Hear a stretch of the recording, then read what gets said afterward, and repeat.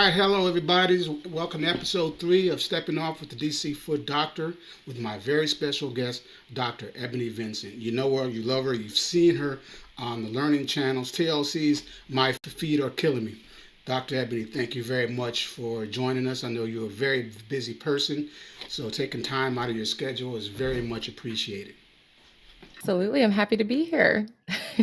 All right, so what we're going to let you do is explain to us exactly, first of all, your journey into podiatry. Why don't you give us a little background on that?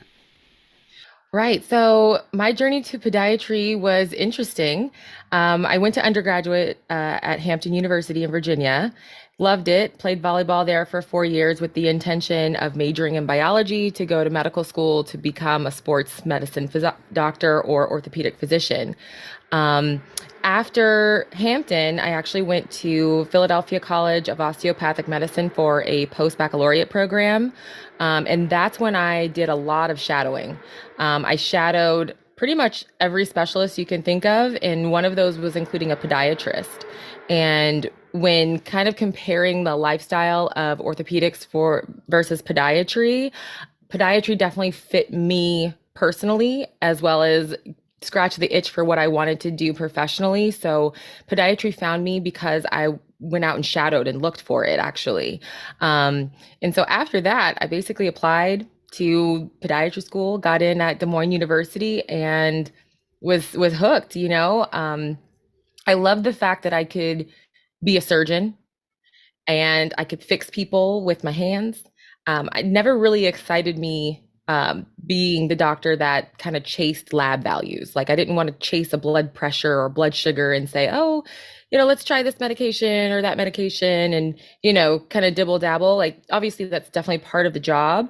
But more so what I was interested in was like, oh, it's broke, let's fix it. So I like seeing the conditions and pathology that we see as podiatrists. Um, and yeah, I really have enjoyed this profession and helping my community and the people around me. And shortly after, I graduated residency and decided to become an independent contractor with OC Podiatry. I'm now a partner, which is exciting. But shortly after residency, I was like, I'm just gonna, start off small, kind of share what I can do and see what happens. And what happened was a whole TV show. It wasn't long after I started practicing that I, put some feelers out there on YouTube and Instagram, Facebook, just saying, hey, I'm a part of the community and I, deal with foot problems and I have a lot of all of this training. So come on down and see what you need from me. And the production team reached out and I was thinking like, oh, it would probably be like, little documentary of sorts. And that would be helpful to get my name out in the community. But it turned out to be a whole national TV show, which I'm not upset about. 4 seasons in. So yeah, and here we are today. I am practicing. I opened up a new office in the city of Long Beach. I'm partnered with OC Podiatry, so we have a total of 5 offices. So I'm working in the Orange and Long Beach office.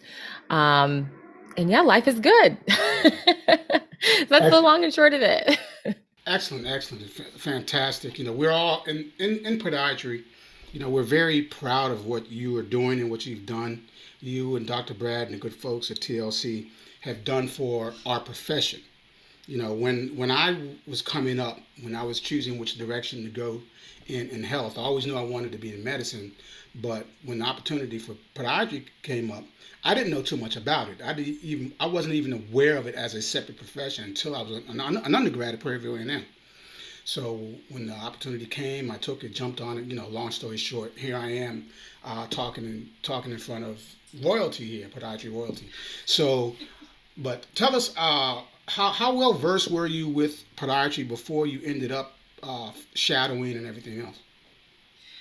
Not well versed at all, honestly. I mean, I feel like in undergrad, you you kind of shadow a little bit. Like I remember going and shadowing some physicians, but they were mostly family physicians. So I wasn't really like seeing anything, you know, it was kind of like you go there and, you know, you look at this person who's relatively healthy, you know, and you should do their physical and that was it, you know? So, I mean, your mind is so impressionable at that young age, and I didn't feel that wow factor when I was doing the shadowing in undergrad. So, you know, with the determination of I will become a doctor one day, like I was going through the process. You know, I was going through the motions, going through the process, but I didn't really get excited until I actually saw how people were changing people's lives in podiatry. Like I don't know how else to explain it except for the fact that I have had injuries myself with my knees, you know, and I know how it feels to be like a Division 1 athlete. You're like, you know, doing so well, and all of a sudden you fall and you tear your ACL, and then all of a sudden you're like the weakest thing ever. Your whole trajectory of sports has changed. Like, how do you get back to that? So I really loved my orthopedic and my physical therapist to kind of get me back to where I was. And so, you know, my personal journey kind of wanted me to have be part of other people's journey like that. And with other professions, I just wasn't really seeing that, but I did see that in podiatry. I Fantastic. shadowed I shadowed a doctor. His name is Dr. Mangal, and he was seeing an array of patients. I remember seeing him deal with a brachymetatarsia person. She's 13 years old, just like not really confident at all. Her, you know, she wasn't willing to show people her feet, all of that jazz. He put an X fix on her, elongated her toe, and like her personality just came alive, like, you know, within the course of my shadowing experience. And like that was something that I was like, wow, that's cool. Like I like that. Excellent, excellent. It's interesting how life experiences, even before we make a decision on what path we want to take, actually helps us direct our path. Right. So, I was an athlete coming up as well, and dealing with certain injuries that we all have. I was a baseball guy in track, and I marched in the marching band at Prairie A&M, a big show band. So, believe it or not, we're kind of like athletes, and we actually have injuries due to rehearsal and halftime shows and everything else like that. And what I saw in podiatry was being able to give people instant relief, it's more often on a single visit. They come in with a particular problem, we're able to help them. They come in with a major problem, they can leave pain free. So that's one of the things I saw that was very, very enticing about the profession. Now, another thing that you mentioned earlier about the sports medicine aspect, I can't remember her name right now, but the former pitcher on the United States Women's Olympic softball team is now an orthopedic surgeon. So tell us a little bit more how your experience with athletics helped develop your, I guess, your philosophy when it comes to healthcare. You know, I feel like being an athlete really does transcend different areas of my life. You know, like first of all, becoming a doctor is hard. Yeah. You know, if you are not accustomed to failures and wins, failures and wins, failures and wins like you are in sports, you might not survive this whole process. So I definitely think that sports has played a role in my entire journey through school.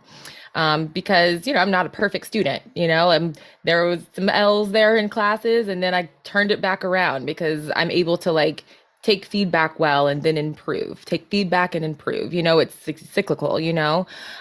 So in terms of just being a student athlete and really kind of taking that competitive mindset from sports and tackling it into the classroom, athlete or being an athlete definitely has helped in that regard. And then in just being an athlete and treating my patients, I actually have firsthand experience of what you might be going through.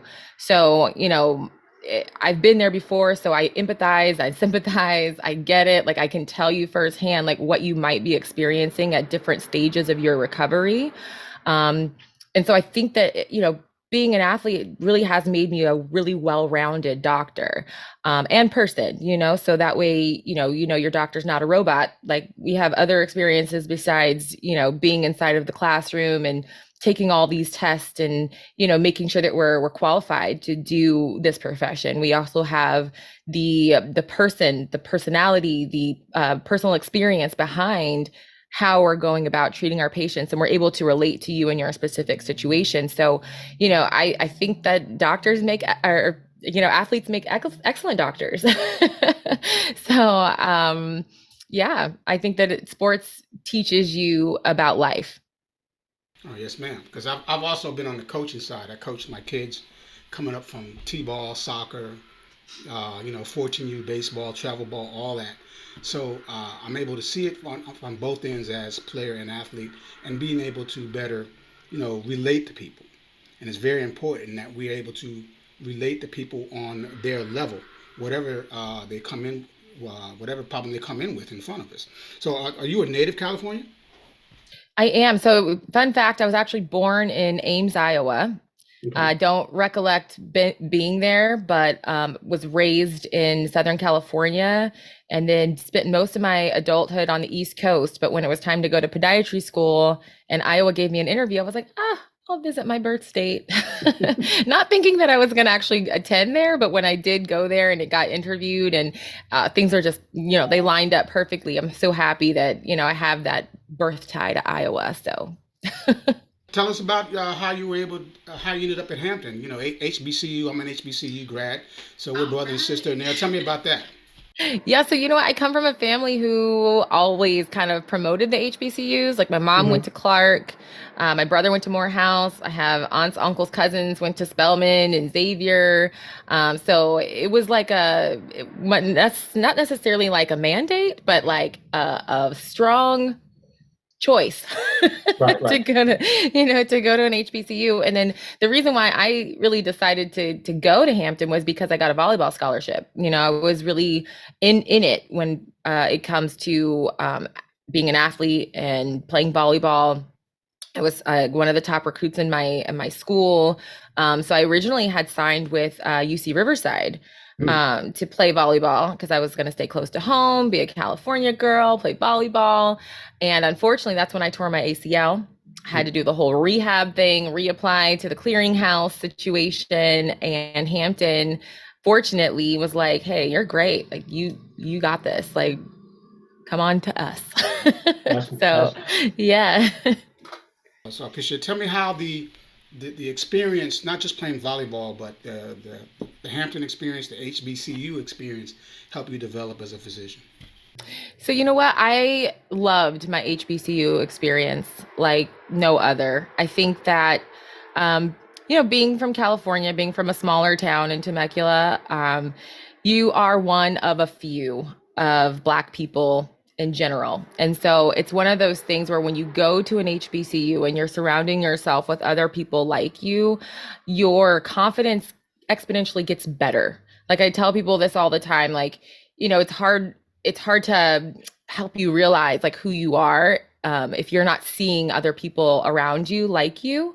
As simple as a descriptor. Like when I was growing up, I was like, oh, that's Ebony. She's the Black girl in our class. Like, oh, okay. But when I went to Hampton, it was like, oh, it's Ebony. She's tall. She's got caramel skin, big smile. Like your descriptor is just different overall. So, like, if you're being fed those kind of positive personality traits and characteristics on a daily basis, as opposed to just being defined by, oh, she's the Black girl in our class, it's a Right. very big difference in your mindset begins to develop all these other things about your personality and things. So just by being in that environment and being like just immersed in love and your culture is just like it's wonderful. And I have like a family, extended family in different states till I die. So I definitely don't take that experience for granted at all. Excellent, excellent. You mentioned your brother earlier. What most people, I don't know about most, but what some people may not know is that your brother is also a physician. Why don't you tell us a little bit more about him? So my brother and I are really close. We are like literally 17 months apart. Wow. So I grew up always really having my older brother with me, older than me, but like at the same school. Okay. So we kind of have a lot of this like similar experiences. I honestly thought that my brother was going to go into like sports broadcasting because we're both heavily into like sports. Mhm. And he can talk to people about sports for forever. So he applied his sports mindset to being a physician as well. Mhm. But he wanted to do more family medicine. He's very good with numbers. He's really good reading labs. We have different strengths. So, Mhm. he's actually working out of a practice in Temecula. He, went to Morehouse and then decided to go back home to start his profession. So it became full circle for him. Excellent. And there was an episode of your show where he was featured on your show. So, so I want to make sure that people see the link to that in the description of this video. Now, let's move to what people probably want to hear about most is your foray, your journey into television. And what I remember you talked about it before. What some people need to also understand is how you and I came to meet, if you will. You and I have never been in the same room, but we've known and we've had discussions and you know talk to each other back and forth through social media. We first met, if you will, call it met, before you started the show, maybe even a couple of years before you started the show, maybe a few years before you started the show. Yeah. And when you got the show, we were so very proud and very excited of what you're doing. Ebony and I are both in the podiatric medicine and surgery section of the National Medical Association, where I serve as chair of that section. And Ebony has been a member and uh, one of our presenters for several years. So she's not only doing this work on television, she's not only doing this work in the office, but she's doing it on a national level, giving presentations to doctors on a national level every year about her experiences and things that she brings to the table that we can learn from her and what she's doing as a young physician, if you will, who hasn't been in practice as long as a bunch of us old heads. So we're still available and able to learn from her as she learns from us. And she's just a fantastic member in our organization. But I know that through social media is where you actually set the stage for being able to get on television. Why don't you talk about that a little bit? Yeah, so it's kind of like I fell into the whole social media thing. In residency, I found myself being kind of isolated in the sense where I was always on call by myself, up or like early, late hours, all the time, all the day. And social media was kind of served as my outlet, because sometimes in residency you get bogged down with everything. Mm-hmm. And social media became my like online journal. And so every day in residency, I think starting like my second year of residency, I would post something that I thought the medical community should know or that lay people should know about being a foot and ankle doctor. I would post anything but in terms of like science facts or what I do to de-stress after a hard day's work, what healthy tips I do to continue to exercise or vitamins or food, anything like that. And by the time I was done with residency, I had quite a following who were asking me questions about different things that I would do or about foot questions. And so I started, doing more online things to reach a community. So what became as like more of a mental de-stressor and online journal for me became more of a benefit to the community at large. And so I continued that when I started my private practice journey. And, what you pour out is what you receive back tenfold. So, I mean, that's really how the show even started. The show had been in the works of thought by the production team like long before I started practicing, but they were saying that they were interviewing like a bunch of podiatrists, to see like who best would kind of usher in this television program essentially. And when they found my social media and all that jazz, they were like, oh, let's come down. Can we like, see who you are, like what you can do in real life?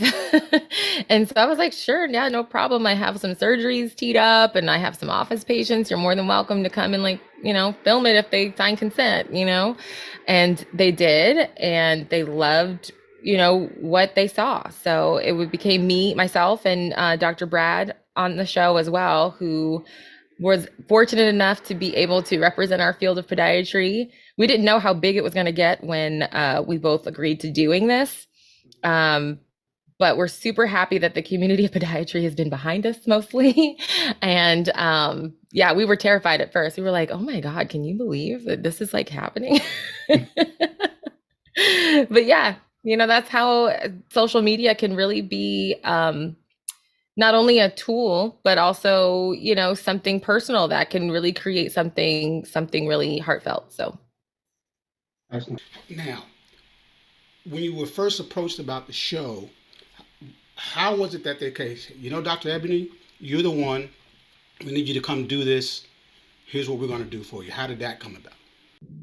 well, so they emailed me a few times. I did think it was spam because I was like, you're gonna do a show about feet, like a foot show. That's weird. That's not delete, Mm-hmm. But no, after a few times of the email, the office manager reached out and was like, hey, maybe you should like just take the interview. If it's creepy, let's hang up. If it's not, then let's see what happens. And so when I did the original like Skype interview, there were some really reputable producers on there, and they were like, we're not trying to make this tacky. This is going to be very tasteful.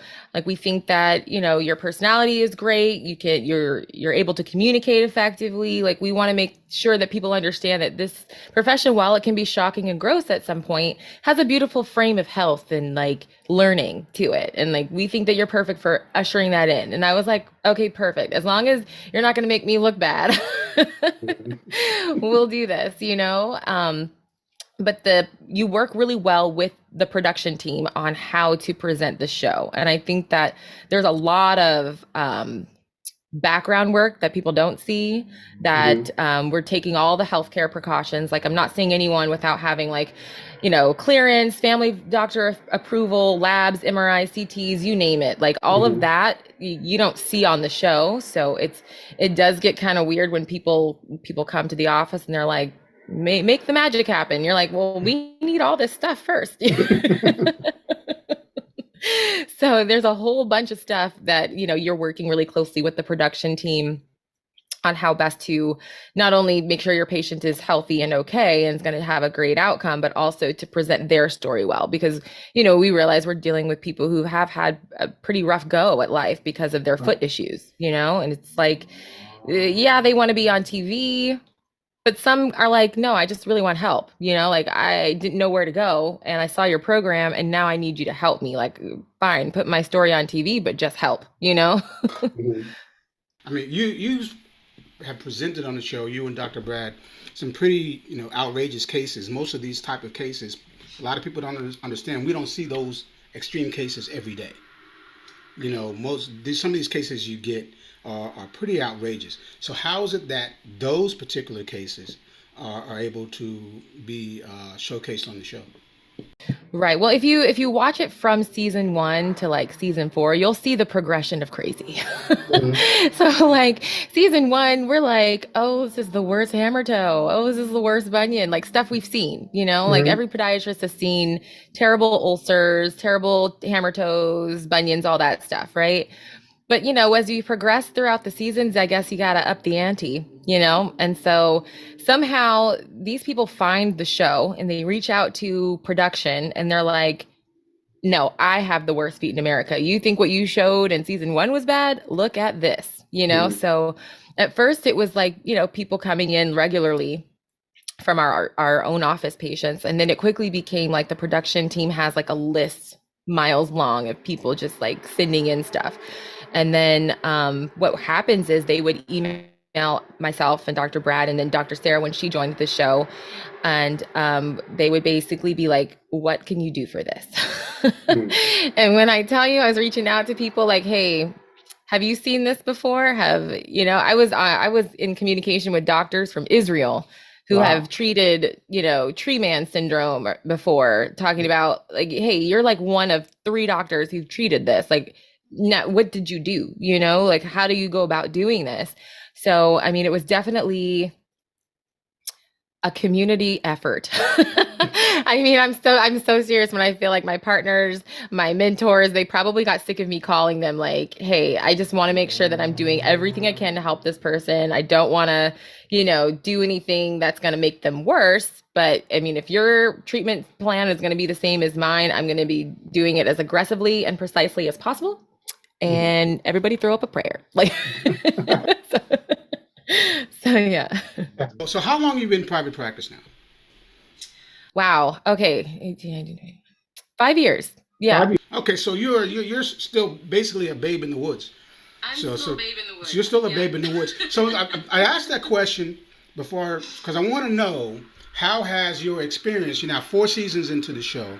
How has that experience uh, affected you as a person and you as a physician, and how has it helped your practice?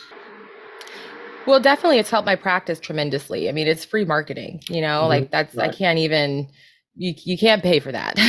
So it's definitely helped marketing for my practice. Initially, I was an independent contractor, so I eat what I kill. You know what I mean? I was like, I got to get to work so I can pay off these student loans.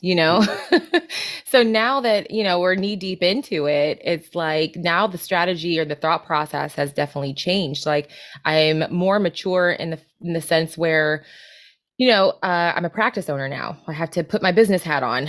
And not only am I a babe in, it's like the running of the private practice, I was thrown into the deep end on dealing with a lot of complicated um, surgeries, but at the same time, I feel like I am a person that handles pressure well.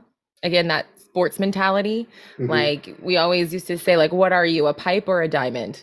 Pipes burst under pressure, but diamonds are created under pressure. So what are you? And I feel like I've always been that diamond in the rough kind of thing. So honestly, I feel way more confident now that I've, you know, tackled some pretty hard things at a very early stage in my career, and now I have the experience and the confidence that says like, hey, yeah, I can definitely tackle this, I can do this, I've had success before. So You're a very well known face, not just within the profession, but coast to coast. So have you had that experience where you're at the gate waiting for your flight and somebody's walked up to you and asked him, "Hey, can you look at my little toe?" Have you had that yet? yeah, it happens quite often. It's so funny. I was at Disneyland the other week with my niece and nephew, and someone's like, "Are you Dr. Ebony? I have a foot thing." Like, I was like, "Well, you should probably not be at Disneyland. Sit down." Like, but yeah, it happens, and I don't mind it. It's always like so funny because. At first when it started to happen, I was confused. They were like, "Do I know you from somewhere?" And I'm like, "I don't think you do. I mean, I don't know. Like, where are you from? Like, do you go to church? I don't know." And now I'm like, "Oh, that's right. They probably watched the show." So, what does Dr. Ebony do when all of this is off to the side?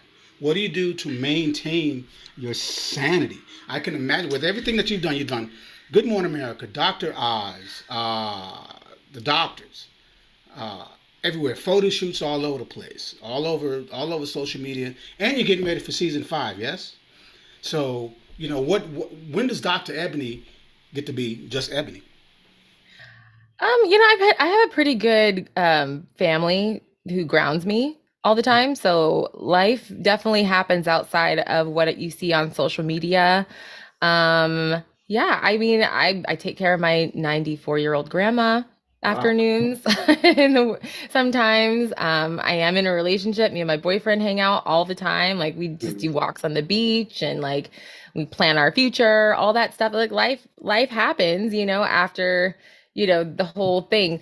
Um, I'm not saying that, what you're seeing is not like real life. It definitely is, but it's in a separate bubble. It's like this is Dr. Ebony's career bubble, and then there's Dr. Ebony's practice bubble, and then there's Ebony's personal life. And they all kind of bleed into one. I definitely am an open book when it comes to sharing things online, personal things too, but I mean, you can't share everything, but like, it's one of those things where, I'm very realistic about life and how things things come, things go, things plans change, and I'm here for all of it, like I've never been that person to stick to like a preconceived plan of how my life is supposed to go. So I basically roll with it. So I'm going to continue to do so. Mhm. See, I'm one of those people that don't believe in coincidences. Like when I started, a lot of the public had no idea what a podiatrist was. Even here in D.C., where there's a lot of us, we're not as big as say New York or Florida, but we got quite a few podiatrists here in the DMV, as we call it. But a lot of people weren't very familiar with what we do. Now, with the advent of social media and YouTube and the show and all this other kind of good stuff, you've come in at a great time. I don't think it was an accident that you are where you are. I think you were chosen for this by by by God and all the higher ups and the podiatry section in heaven. To hey, this is the one. This is the one that we need to get out there to let the public know that foot health is health, and everything starts from the ground up. Drake put out that song, started at the bottom, now we're here. If your feet are not straight, nothing is straight. All right. I want to thank you again for joining me on this. You've been a fantastic ambassador for what we as podiatrists do. We're always very excited to see what you're doing wherever you are, whether it be on TLC or whether other platform you may be on at that time. So I wish you Godspeed and good luck in everything that you're doing inside of podiatry and outside of podiatry. We want you to be successful. We want you to have a good life because, they say a high tide floats all boats, and you're the high tide. And my boat is floating Well, awesome. because of, That's because of awesome. what you're doing and what a lot of us are doing. I appreciate your friendship. I appreciate everything you do with us in the National Medical Association. We look forward to your participation this summer because we're going to be in New Orleans. And what I say is not like I tell all young docs is continue to stay grounded. Don't let your profession be you. Be Ebony first. Be Dr. J. Be Kevin first. Because when I get home to my wife and my neighbors, and when my kids are home, they don't call me Dr. Jefferson. They're like, "Hey, I need you to go do this." And I remember that's where I am first. So remember who you are first. Keep doing that good work, sis. And just let you know, all of us, we love you. We wish you continued success, and we look forward to seeing you in season 5. Thank you so much. I appreciate it. It's good to see you, and I'll see you soon. Appreciate it. Excellent.